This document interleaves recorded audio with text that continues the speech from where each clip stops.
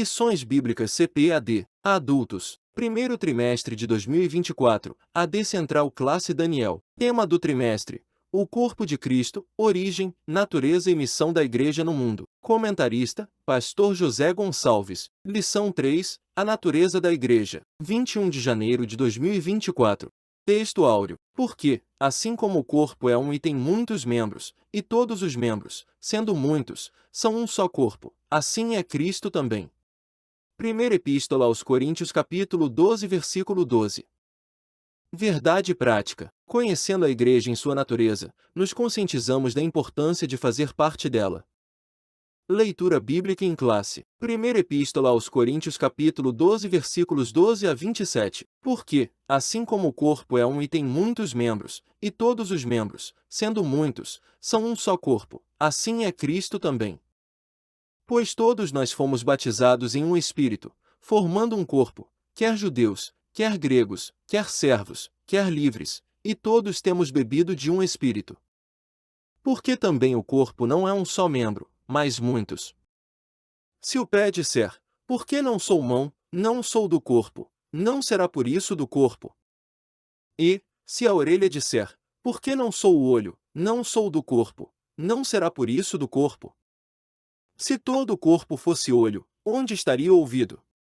Se todo fosse ouvido, onde estaria o olfato? Mas, agora, Deus colocou os membros no corpo, cada um deles como quis. E, se todos fossem um só membro, onde estaria o corpo? Agora, pois, há muitos membros, mas um corpo. E o olho não pode dizer à mão, não tenho necessidade de ti, nem ainda a cabeça, aos pés, não tenho necessidade de vós. Antes, os membros do corpo que parecem ser os mais fracos são necessários. E os que reputamos serem menos honrosos no corpo, a esses honramos muito mais, e aos que em nós são menos decorosos damos muito mais honra. Porque os que em nós são mais honestos não têm necessidade disso, mas Deus assim formou o corpo, dando muito mais honra ao que tinha falta dela, para que não haja divisão no corpo, mas, antes, tenham os membros igual cuidado uns dos outros. De maneira que, se um membro padece, todos os membros padecem com ele, e, se um membro é honrado, todos os membros se regozijam com ele. Ora, vós sois o corpo de Cristo e seus membros em particular. Introdução. O estudo sobre a natureza da Igreja deve analisar aquilo que ela é em essência. O que define uma igreja genuinamente cristã? Evidentemente que há muitas características que mostram o que é uma verdadeira igreja. Contudo, para nosso propósito aqui, trataremos apenas de algumas delas. Por isso, nesta lição, veremos que uma igreja genuinamente cristã é confessional, ou seja, ela se fundamenta na palavra de Deus, tem uma dimensão local e universal, ou seja, existe tanto na forma visível como invisível, e, finalmente, a igreja genuinamente cristã é una, isto é, não é dividida, pois sem unidade não há igreja. Palavra-chave: natureza. Tópico 1. A natureza da igreja na sua dimensão confessional. 1. Fundamentada na palavra. Uma igreja verdadeiramente bíblica é firmada na palavra de Deus. Nesse aspecto, primeiramente, temos Cristo como a palavra encarnada, a palavra viva. No princípio era a palavra. Jesus é a palavra que se humanizou, isto é, Deus feito homem. A igreja bíblica possui Jesus Cristo como seu fundamento. Uma igreja verdadeiramente bíblica é centrada em Jesus.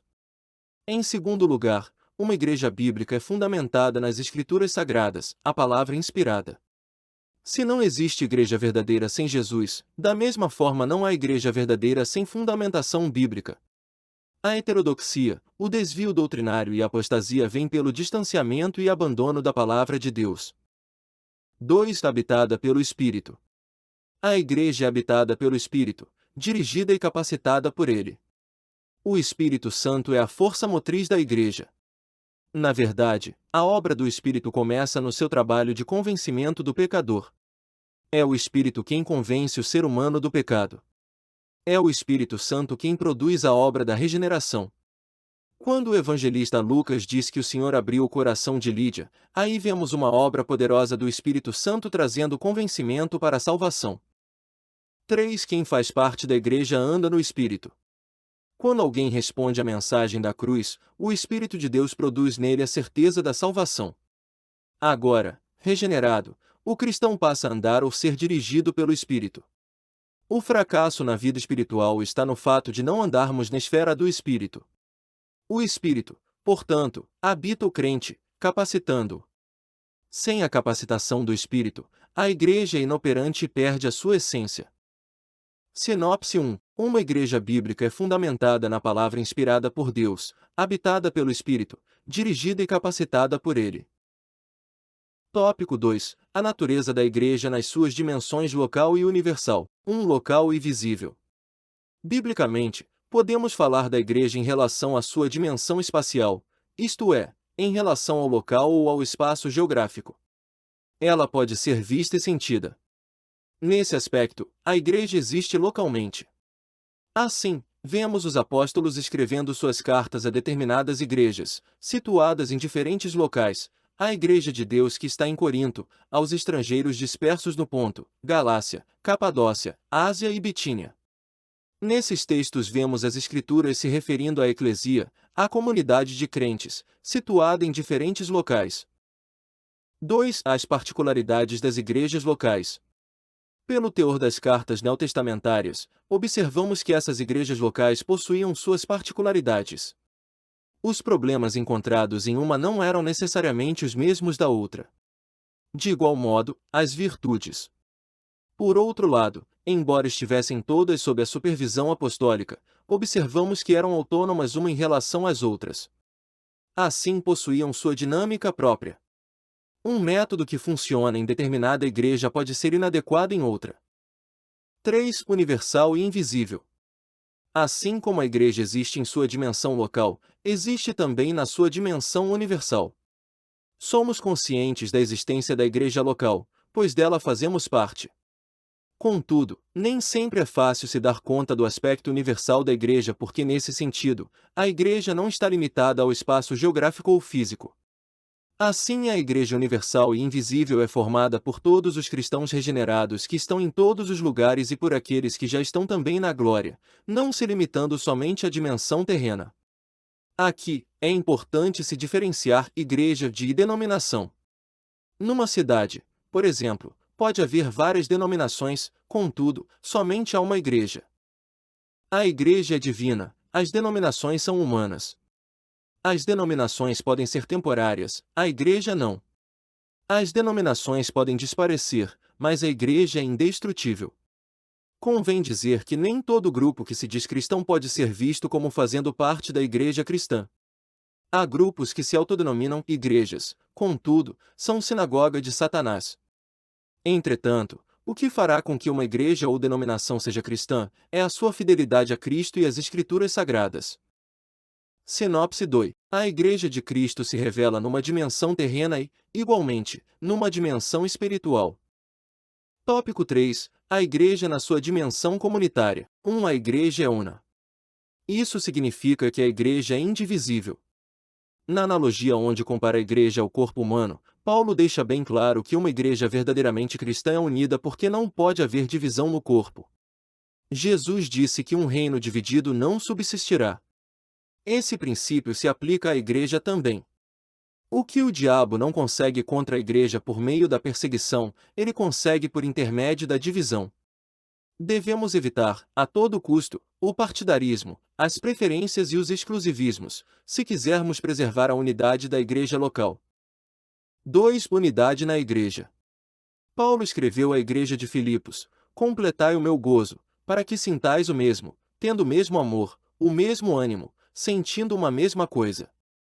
Esse texto mostra o anseio do apóstolo pela unidade da igreja que, como o corpo de Cristo em sua forma coletiva, deve zelar pela unidade, da mesma forma, cada crente deve buscar isso. 3. Diversidade na unidade. Isso reverbera o anseio de Jesus pela unidade dos seus discípulos. Ali há o que os teólogos chamam de unidade de essência. Na Trindade, o Pai, o Filho e o Espírito Santo são pessoas diferentes, com uma mesma essência, possuindo a mesma substância e um só propósito. Da mesma forma, os cristãos devem buscar esse tipo de unidade. Nesse aspecto, unidade não é uniformidade. Somos diferentes, diversos, temos temperamentos distintos e maneiras diferentes para fazer as coisas, mas, mesmo assim, somos um em Cristo Jesus para perseverar no mesmo alvo. Sinopse 3. A Igreja como corpo de Cristo em sua forma coletiva deve zelar pela unidade, da mesma forma, cada crente deve buscar isso. Conclusão. Chegamos ao final de mais uma lição bíblica, a qual aborda a natureza da Igreja. Vimos que não é possível nos referirmos a uma igreja como sendo cristã se determinadas marcas ou características não estão presentes nela. Destacamos aqui que a igreja local deve estar fundamentada na palavra e habitada pelo Espírito Santo. A igreja também existe tanto local como universalmente. Não está limitada nem pelo tempo nem pelo espaço. Ela existe para a eternidade. Amém. Terminamos aqui a leitura da lição. A seguir temos a seção Revisando o conteúdo. São as perguntas e respostas, no final da lição, que servem para a revisão e fixação dos conceitos da lição. Isso para que você tenha um aprendizado melhor. Vamos lá? Pergunta 1. Qual é a principal característica de uma igreja verdadeiramente bíblica? Resposta. Uma igreja verdadeiramente bíblica é firmada na palavra de Deus. Pergunta 2. O que caracteriza uma igreja habitada pelo Espírito? Resposta. A igreja habitada pelo Espírito, dirigida e capacitada por Ele. Pergunta 3. Como podemos falar da dimensão espacial da igreja? Resposta. A dimensão espacial da igreja diz respeito ao seu local ou ao espaço geográfico. Pergunta 4. Como a igreja universal e invisível é formada? Resposta. Assim, a Igreja Universal e Invisível é formada por todos os cristãos regenerados que estão em todos os lugares e por aqueles que já estão também na glória. Pergunta 5. Explique a expressão unidade de essência em relação à Trindade. Resposta. Na Trindade, o Pai, o Filho e o Espírito Santo são pessoas diferentes, contudo, com uma mesma essência. Possuem a mesma substância e um só propósito.